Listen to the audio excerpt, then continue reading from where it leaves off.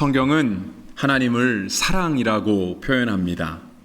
하나님을 한마디로 표현하는 것은 굉장히 어렵고 어쩌면 불가능한 일에 가깝겠지만 그래도 하나님을 한마디로 표현해야 된다라고 한다면 성경은 사랑이라는 용어를 빌려서 하나님을 우리 가운데 설명하고 있습니다. 그래서 우리가 요한일서를 보면은 하나님은 사랑이시다라고 하는 그러한 말씀이 요한일서 4장에 2번이나 반복돼서 나오고 있습니다. 오늘 우리가 함께 봉독한 본문은 하나님의 사랑이심을 잘 보여주는 부분이라 할 수 있습니다. 성경은 다른 많은 곳에서도 하나님의 사랑이심을 우리 가운데 보여주고 있지만 오늘 본문의 이야기만큼 하나님의 사랑이신 것을 잘 보여주는 대목도 없다고 생각을 합니다. 오늘 본문은 소위 말해서 탕자의 비유로 우리 가운데 잘 알려져 있습니다. 너무나 유명한 이야기이고 또 내용 자체가 굉장히 감동적인 이야기입니다. 그래서 아마 이 자리에 계신 분들 중에 이 탕자의 비유 이야기를 듣지 못하신 분들은 제가 볼 때 아마 거의 없을 것이다 라고 생각을 합니다. 오늘 우리가 이 말씀을 다시 살펴볼 때 어쩌면 우리가 너무 잘 알고 있어서 새로울 것이 없는 듯한 그런 본문이기는 한데요. 하나님께서 우리를 얼마나 사랑하시는지, 오늘 우리를 사랑하시는 하나님의 사랑이 얼마나 크고 위대한지를 다시 한번 생각해 볼 수 있는 그러한 시간이 되기를 간절히 바라봅니다. 한 아버지에게 두 아들이 있었습니다. 그 중에 둘째 아들이 아버지에게 유산을 달라고 요청을 하고 그 자신의 몫을 받아서 아주 먼 나라로 떠나갔습니다. 아버지가 돌아가실 때가 된 것이 아니었습니다. 아버지가 멀쩡하게 살아 계셨음에도 불구하고 이 둘째 아들은 아버지에게 가서 어차피 아버지가 돌아가시게 되면 내가 받을 유산이 있으니 그 몫을 미리 챙겨달라고 요청을 하면서 그 유산을 받아서 아버지와는 아주 거리가 멀리 떨어진 먼 나라를 향해 떠나갔습니다. 이야기는 굉장히 무례함으로부터 시작을 합니다. 그러니까 아버지가 살아계신데 그 유산을 달라고 요청하는 것 자체가 굉장히 무례한 행동이고요. 또 효를 중요시하는 우리나라 사람들에게 있어서는 있을 수 없는 일이다라고 하는 것으로 본문의 이야기는 시작하고 있습니다. 그렇지만 늘 부모의 마음은 이렇게 불효자라 할지라도 때때로 이렇게 무례한 자식이라 할지라도 자녀가 잘 되기 바라는 마음이 있습니다.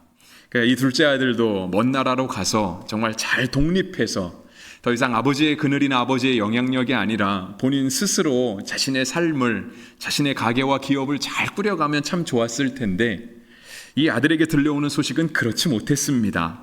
오늘 성경 13절에 보시면은요, 그가 그 가진 재산을 먼 나라로 가서 허랑방탕하여 다 낭비하였다라고 말씀하고 있습니다.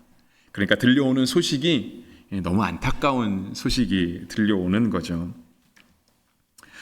그런데 아니나 다를까 이러한 자녀에게 14절에 보시면 다 없이 한 후에 마침 그 나라에 큰 흉년이 찾아옵니다. 그래서 이 둘째 아들은 더 이상 혼자 살아갈 만한 여력이 없었습니다. 그래서 다른 집에 들어가서 머슴처럼 살게 되었습니다. 남의 집 일을 대신 해주며 살았던 거죠. 근데 그가 맡은 일은 이제 돼지를 치는 일이었습니다. 그런데 늘 머슴의 삶은 이렇게 배부른 삶이 아니잖아요. 그러니까 일은 열심히 해야 되고 일은 해도 끝이 없지만 그 배고픔은 먹어도 채워지지 않는 삶이 바로 머슴의 삶입니다. 그래서 이 사람은 결국에는 자신이 돼지를 치면서 돼지가 먹는 쥐엄나무 열매를 그도 함께 먹었다고. 그러니까 돼지가 먹는 그 사료를 자신이 먹어야만 그 허기진 것을 채울 수 있는 그러한 위치에까지 전락하게 되었다고 성경은 말씀하고 있습니다. 이렇게 비참한 삶을 살아가던 어느 날 그는 다시 아버지를 생각했습니다. 그래서 아버지 집에서 자유롭게 살던 그 기억, 아버지 집에 머슴들이 그렇게 많고 품꾼들이 그렇게 많았는데 아버지 집에 있는 품꾼들은 한 사람도 배고프지 않았던 그 과거를 다시 떠올리고 비록 염치는 없지만 다시 아버지 집에 돌아가기로 마음먹었습니다. 어차피 머슴으로 살 거, 어차피 돼지치면서 품꾼으로 살 거, 차라리 아버지 집에 가면 품꾼조차 배고프지 않으니 그냥 아버지 집에 가서 품꾼으로 살아야 되겠다라고 생각을 한 것이죠. 그리고 이제 아버지를 향해 다시 나아가기 시작했습니다.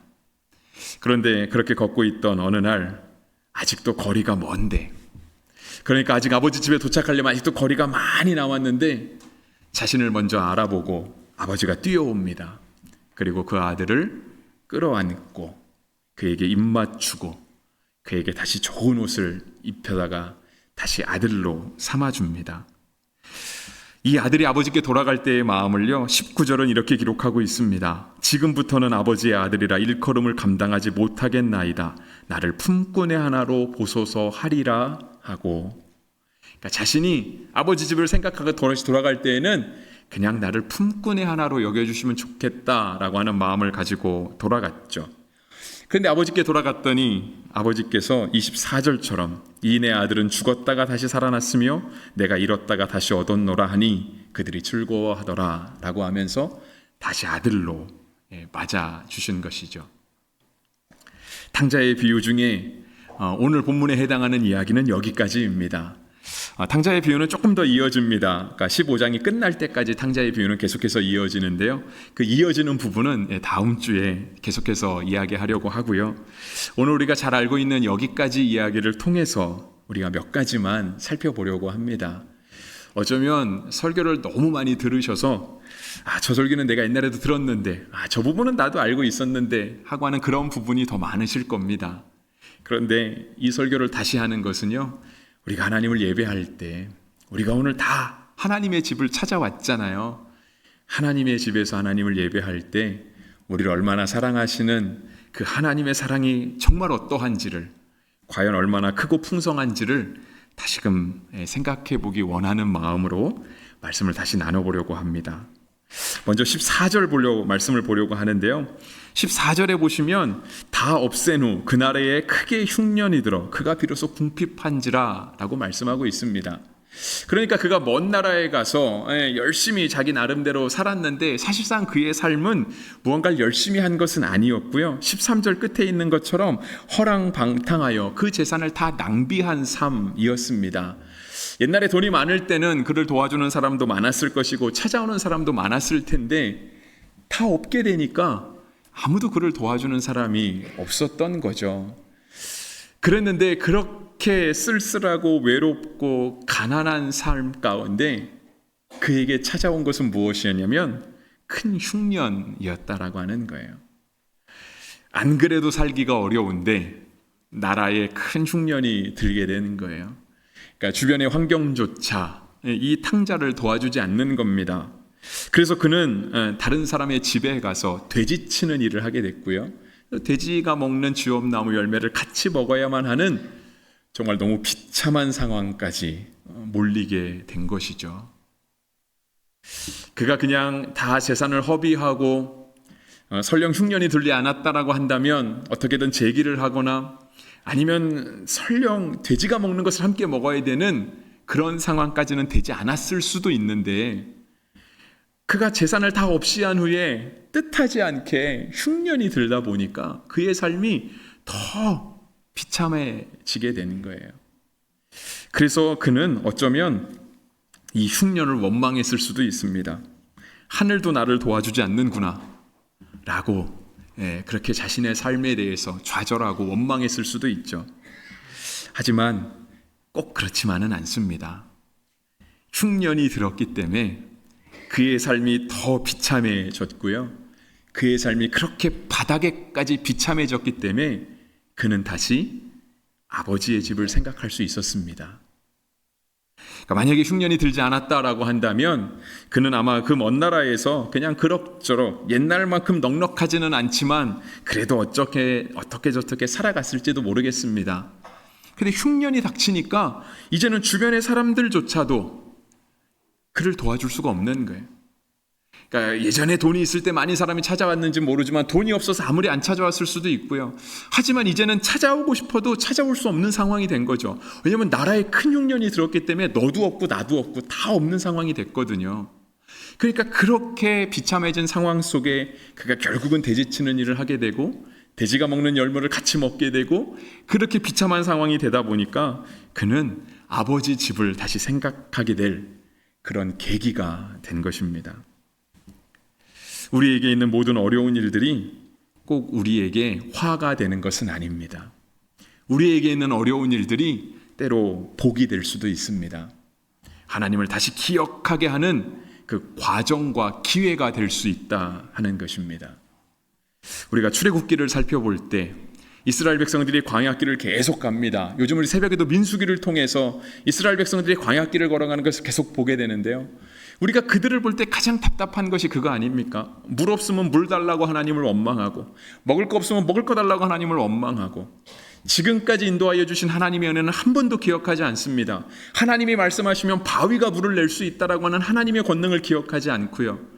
단지 그냥 먹을 거 없는 것들을 불평하고 원망하는 그 모습을 볼 때 우리가 그게 잘 이해가 안 되잖아요. 어떻게 저렇게 은혜를 빨리 까먹을까?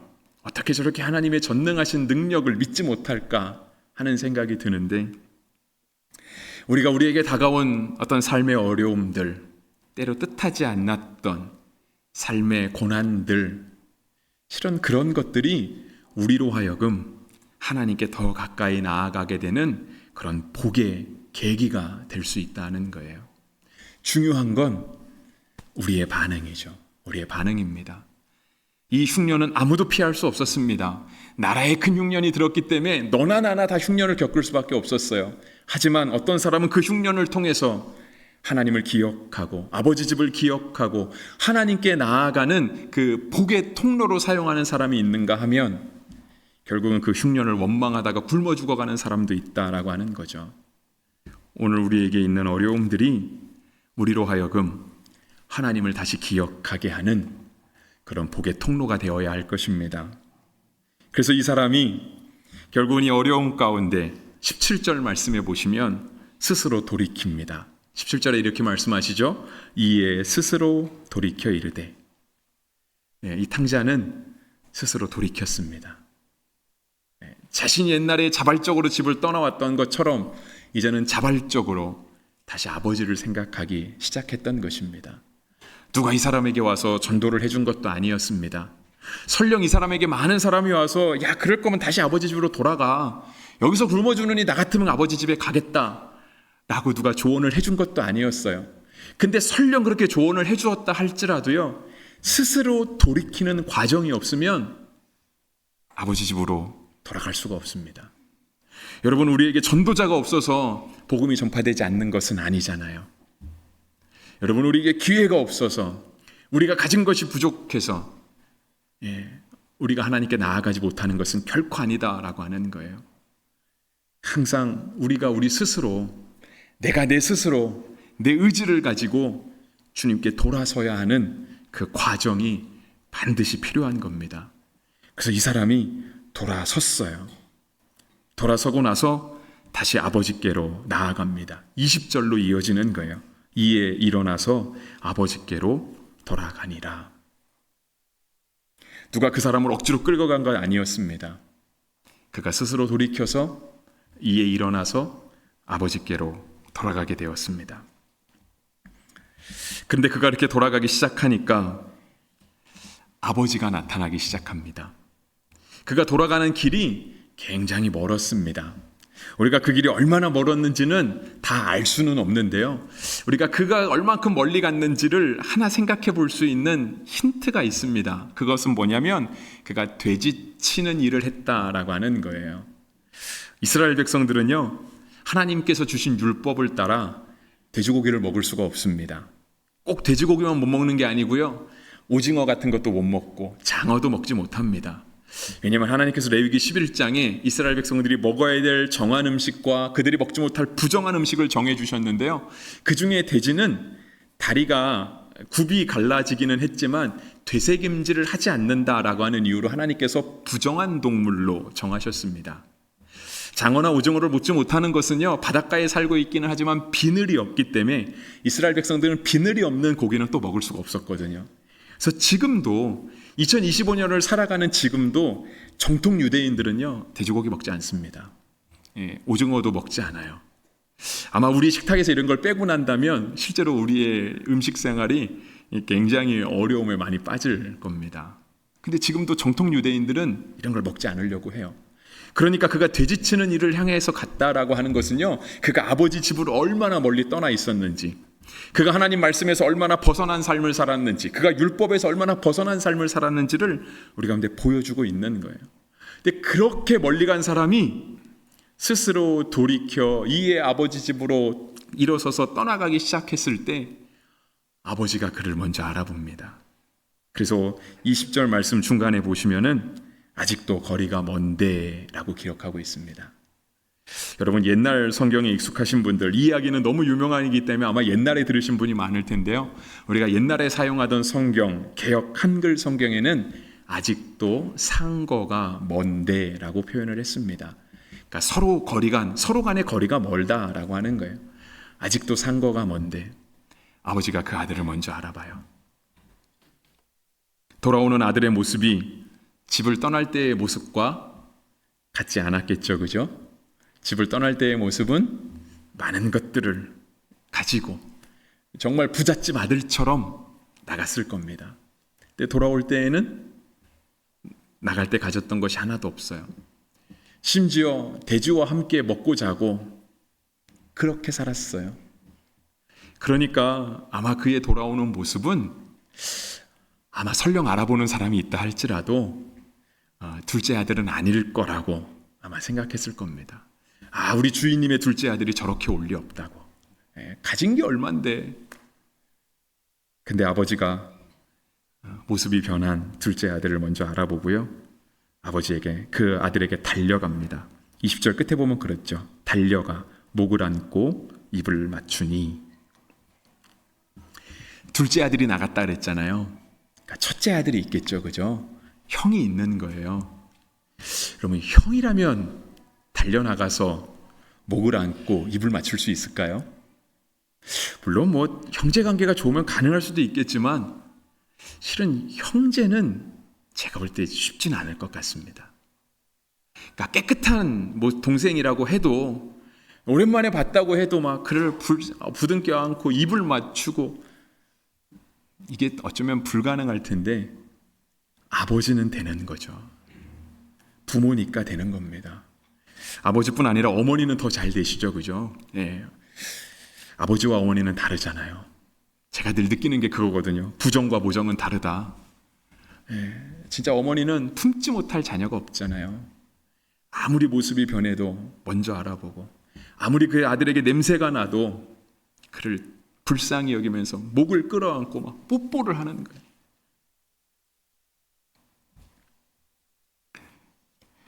그렇게 돌아온 아들이 아버지께 하는 말이 21절입니다. 아들이 이르되 아버지, 내가 하늘과 아버지께 죄를 지었사오니 지금부터는 아버지의 아들이라 일컬음을 감당하지 못하겠나이다 되어 있어요. 여러분, 여기에 끝에 못하겠나이다 하나라고 하는 것에 각주가 하나 적혀 있죠. 그 각주에 보시면은요, 19절 말씀이 다시 반복되어 적혀 있거든요. 어떤 사본에 나를 품꾼의 하나로 보소서가 있음이라고 되어 있습니다. 그러니까 이 아들은 처음에 아버지 집을 생각하고 돌아갈 때도 그랬어요. 내가 가서 아버지 집에서 다시 아들이 되기는 어려울 거야. 내가 아버지께 얼마나 불효를 해. 내가 아버지께 얼마나 무례하게 행했는데, 아버지의 마음에 못을 받고 내가 아버지께 얼마나 용서받을 수 없는 죄를 지었는데 다시 돌아가서 아들이 되겠는가. 그는 그 생각 자체를 하지 않았어요. 그냥 가서 우리 아버지 집에는 품꾼들조차도 얼마나 배가 부르는지 가서 품꾼의 하나로 보소서 해야 되겠다라고 하는 생각을 가지고 갔고요.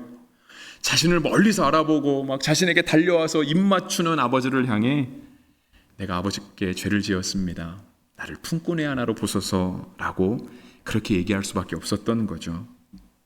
근데 아들이 이렇게 돌아왔을 때 아버지는 아들의 말을 듣는 둥 마는 둥 합니다. 아들이 무슨 말을 하든지 전혀 상관이 없습니다. 22절에 이렇게 얘기하죠. 아버지는 종들에게 이르되 제일 좋은 옷을 내어다가 입히고 손에 가락지를 끼우고 발에 신을 신기라 했습니다. 아버지가 이 아들에게 달려가 나가서 아버지의 이 아들의 말을 듣지 않았다라고 하는 것은요, 바로 이 22절에 나타난 아버지의 반응 때문에 그래요. 아버지는 그냥 아들이 다시 돌아오기만을 기다리고 있었던 거예요. 아직도 거리가 먼데 그 아들이 돌아오는 것을 아버지가 먼저 알아봤거든요. 여러분, 그날따라 아버지가 어쩌다 보니 밖에 나가서 우연찮게 아들을 보게 되었을까요? 그건 아니겠죠. 그러니까 아버지가 어느 날 그냥 산책하다가 마침 멀리 나갔는데 저 멀리 아들같이 생긴 자녀가 보는 걸 보고 그를 그냥 그 순간 우연찮게 알아본 것은 아니었을 거라는 거예요. 아들이 집을 나간 그 순간부터 아버지에게는 아들을 기다리는 것이 일과가 된 거예요. 맨날 먼 곳을 바라보고 이 아들이 오늘이나 올까 내일이나 올까, 아버지에게는 아들이 집 나간 그 순간부터 그게 일상이 되었던 거죠. 그리고 그렇게 계속해서 아들의 모습을 상상하고 있었던 거예요. 어쩌면 우리 아들이 돈 많이 갖고 나갔으니까 진짜 성공해서 금이환영할 수도 있을 거라 생각했을지도 모르겠습니다. 그러면서 아버지가 생각했겠죠. 우리 아들이 만약에 성공해서 금이환영하면 아들이 얼마나 멋진 모습으로 돌아올까도 생각했는지 모르겠습니다. 그리고 설령 오늘의 본문처럼 아들이 실패했다 할지라도 그가 얼마나 마음고생을 많이 하고 육체적인 고생을 많이 하고 얼마나 터덜터덜 어깨에 힘이 빠져서 돌아올지도 아버지는 아마 생각하고 있었을 겁니다. 아들이 집을 나간 그 순간부터 아들의 모습을 잊지 않고 계속 떠올리는 그 아버지. 그리고 나서 저 멀리 아들이 보였을 때 비록 아들은 못 알아봤을지라도 그 아들을 먼저 알아보고 달려나가는 아버지. 그 아버지가 아들이 돌아왔을 때요, 종들에게 명령해요. 제일 좋은 옷을 가져다 입혀라. 반지를 갖다가 그의 손에 끼워주고 신발을 가져다가 그의 발에 신겨주어라 이야기를 합니다. 이야기는 아들의 신분을 다시 회복시켜 준 겁니다. 여러분, 옛날에 혹시 TV를 통해서 사극을 보시면 사극의 장면 중에 그런 게 있잖아요. 임금이 명령을 내리고 왕의 명령으로, 이게 왕의 명령이라는 걸 뜻하기 위해서 거기에 도장을 찍잖아요. 국세를 찍죠. 옥세라고 하는. 근데 꼭 임금만이 도장을 가지고 있는 건 아니잖아요. 그러니까 임금이 도장을 하나만 가지고 있는 것도 아니죠. 그러니까 박물관에 가보면 조선 왕조 왕들이 가지고 있었던 수많은 옥세들, 그것들이 있잖아요. 국세들이. 근데 그러한 도장을 꼭 왕만 가지고 있는 건 아니더라고요. 그러니까 다음에 왕이 될 그런 세자 또는 황태자, 이들도 세자로서 황태자로서의 신분의 도장을 가지고 있잖아요. 그리고 꼭 아들만 가지고 있는 게 아니죠. 여왕도 그걸 가지고 있잖아요. 황후도 황후의 직인을 가지고 있잖아요. 근데 이 고대 근동 시대에는요, 우리나라처럼 이렇게 국세가 있었던 그런 것은 아니었고요. 반지를 도장 삼아서 이것으로 왕명을, 그 사람의 권위를 나타냈습니다. 그러니까 이제 반지를 보면 지금도 이렇게 아예 민무늬 반지도 있는데, 민무늬 반지는 조금 거리가 멀다 하겠고요. 여러분 대부분에 끼고 있는 반지를 보시면 반지 안에 이렇게 아주 정교하게 세공이 되어 있습니다. 심플한 것도 있고 조금 복잡한 것도 있고. 근데 옛날에는 이 반지에다가 이렇게 새기는 거예요. 그 가문에 인각을 새기는 거죠. 그래서 이 반지를 빼서 반지를 이렇게 찍는 게 아니고요. 반지를 이렇게 옆으로 굴리는 거예요. 통으로. 그래서 이렇게 종이에다 놓고 반지를 옆으로 한 바퀴 삥 굴리면 여기에 그 반지에 새겨진 문양이 종이에 찍히게 되는 거예요. 그러므로 말미암아 이것이 그 사람의 권위를 나타내주고 그 문서의 정당성을 보여주는 거죠. 반지를 다시 갖다 끼웠어요. 아들의 신분을 회복시켜준다는 거죠. 신발을 다시 갖다 신겼습니다. 여러분, 과거 노예들은 신발을 신지 않습니다. 신발을 신겨줌으로 해서 그의 직위가 다시 아들이 되었음을, 자유민이 되고 아들이 되었음을 보여주고 있는 것이죠. 그리고 나서 아버지가 얘기합니다. 잔치하자고 합니다. 23절에 그리고 살찐 송아지를 끌어다가 잡으라. 우리가 먹고 즐기자. 이 내 아들은 죽었다가 다시 살아났으며 내가 잃었다가 다시 얻었노라 하니 라고 되어 있습니다. 여러분, 이 아들이요, 처음엔 아들이었어요. 아들. 집 나간 다음에는 집 나간 자식이었습니다. 근데 그 자식의 신분이 마치 노예처럼 동물과 별로 다름이 없을 정도로 돼지와 함께 먹고 자는 신세가 되었습니다. 근데 이 아들이 다시 돌아오려고 마음먹고 집에 돌아왔더니 이 아들의 신분이 아버지가 다시 반지 끼워주고 신발 신겨주고 옷 입혀주고 다시 아들이 되었습니다. 여러분, 아들의 신분을 다시 회복해 준 사람은 바로 하나님 아버지이시죠. 그러니까 아버지가 우리의 신분을 다시 회복시켜 주는 거예요. 여러분, 우리가 우리의 힘으로 구원받은 거 아니죠. 여러분, 우리가 남들과 비교해서 우리는 항상 늘 열등감에 쌓이기는 하지만 설령 내가 비교해서 남들보다 조금 더 괜찮다 할지라도요, 그러한 우리의 자격과 조건이 우리로 하여금 아들의 신분을 다시 회복시킬 수는 없다라고 하는 겁니다. 우리가 다시 하나님의 아들이 되는 데 있어서는, 우리가 잃어버렸던 그 아들의 신분을 다시 회복하는 데 있어서는 하나님의 전적인 주권이 필요한 겁니다. 그래서 성경은 계속해서 예수님에 대한 이야기를 하는 거예요. 오늘 본문과 같은 이러한 아버지의 사랑이 있다. 하나님께서 오늘 우리에게 이 아들의 신분을 회복하기 위해서 예수 그리스도를 보내주셨다. 누구든지 그를 믿기만 하면 하나님께서 그 과거의 모습을 보진 않을 것이다. 그가 옛날에 뭐 먹고 살았는지, 그가 옛날에 어떤 일을 했는지 이것 따지지 않을 것이다. 예수님을 믿기만 하면 반지를 끼워주고 신발을 신기고 하는 것처럼 하나님의 아들의 신분을 다시 회복시켜 줄 것이다 라고 하나님이 우리에게 말씀하시는 거예요. 그리고 한 영혼을 천하보다 귀하게 여기시는 그 하나님이 한 영혼이 주님께 돌아올 때, 그랬잖아요. 17절, 이에 스스로 돌이켜 이르되, 20절, 이에 일어나서 아버지께로 돌아가니라. 그렇게 할 때 천국에서 잔치가 벌어지는 거예요. 말씀 마무리하겠습니다. 오늘 탕자의 비유로 알려진 이 비유는요, 실은 우리가 탕자에 대한 이야기를 들으면서 이 탕자가 주인공이잖아요. 그래서 우리가 항상 탕자에 내 자신을 이렇게 좀 이렇게 감정이입하는 그런 경향이 있습니다. 그래서 내가 탕자라면 난 어떻게 했을까? 내가 아버지 유산을 그렇게 받았으면 나도 탕자처럼 실패했으려나? 나는 성공할 자신이 있는데, 나는 잘할 수 있는데 라고 하는 그런 마음도 드실지 모르겠습니다. 그리고 설령 실패했다 할지라도 내가 다시 아버지께로 갈 수 있을까? 그래도 나도 양심이 있지. 그래도 나도 자존심이 있는데 내가 아버지께 얼마나 큰 죄를 지었는데 내가 아버지 다시 갈 수 있을까? 나라면 갔을까? 이런 생각을 했을 수도 있겠습니다. 그런데 실은 본문의 비유는 이 탕자에게 초점이 맞춰졌다기보다는 이러한 탕자를 다시 아들을 삼으시는 아버지에게 초점이 맞춰 있거든요. 그래서 탕자의 비유라기보다는 아버지 사랑의 비유라고 하는 것이 조금 더 적절합니다. 그렇다라고 한다면 여러분이 만약에 아버지면 어떻게 하시겠습니까? 만약에 여러분의 자녀가 어느 날 내가 멀쩡히 살아있는데도 불구하고 유산 달라고 하고 집을 나가겠다고 하면 어떻게 하시겠습니까? 보내주시겠습니까? 대부분의 부모라면 쉽지는 않겠죠, 그죠? 유산을 달라고 하는 건 둘째치고 갑자기 자식이 와서 집 나가겠다고 하면 그렇죠, 가만두진 않을 것 같아요. 다리 몽둥이를 부러뜨려서라도 이놈의 자식을 내 품에 갖고 있어야지. 아무런 준비도 안 되는데 나가겠다라고 하면 보내줄 아버지가 과연 몇이나 있을까 하는 생각이 드는 거죠. 근데 오늘 본문에 나오는 아버지는 강압적으로 이 아들을 붙잡아 두지는 않아요. 너무 희한하죠. 아버지가 사랑이 없어서일까요? 우리가 지금까지 살펴본 내용에 보면 아버지 사랑이 너무 대단하잖아요. 아직도 상거가 뭔데 아들을 먼저 알아보고 그 냄새나는 아들을 가서 끌어안고 입 맞추고.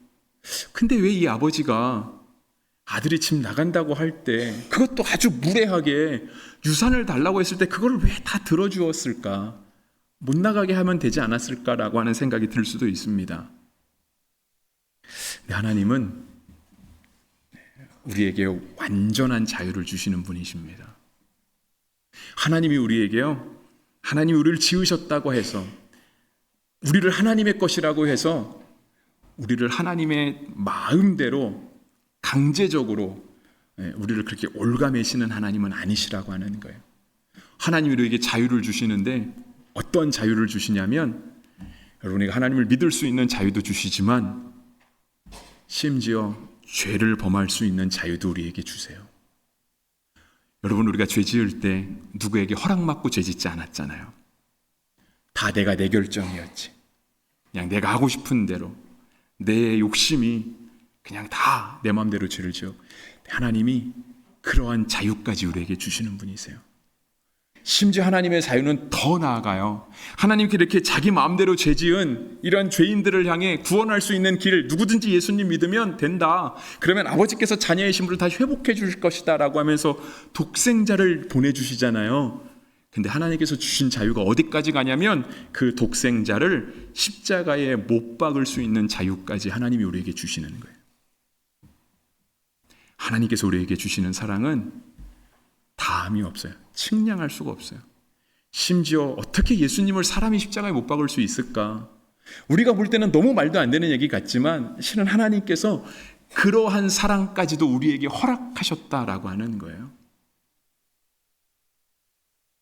그런데 우리에게 한 가지 필요한 건 무엇이냐면 바로 이 탕자와 같이 20절 말씀처럼 이에 일어나서 아버지께로 돌아가니라 하는 이 한 가지가 필요한 거예요.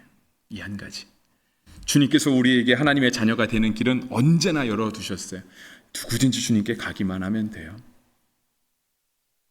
이 탕자가 하나 잘한 게 있다라고 한다면 바로 이거죠. 아버지께 돌아가는 거예요. 그가 양심이 없어서가 아니고요. 그가 자존심이 없어서도 아니고 그가 수치를 몰라서도 아니고요. 그는 딱 하나, 내가 저 아버지 집에 가서 살아야 되겠다. 설령 가서 내가 품꾼으로 사는 한이 있더라도, 설령 가서 내가 혼나는 한이 있더라도, 설령 내가 아들의 신분을 회복하지 못한다 할지라도 다시 가야 되겠다라고 하는 그 결정 하나, 그 결정이 그를 아버지 집에 이르게 했고요.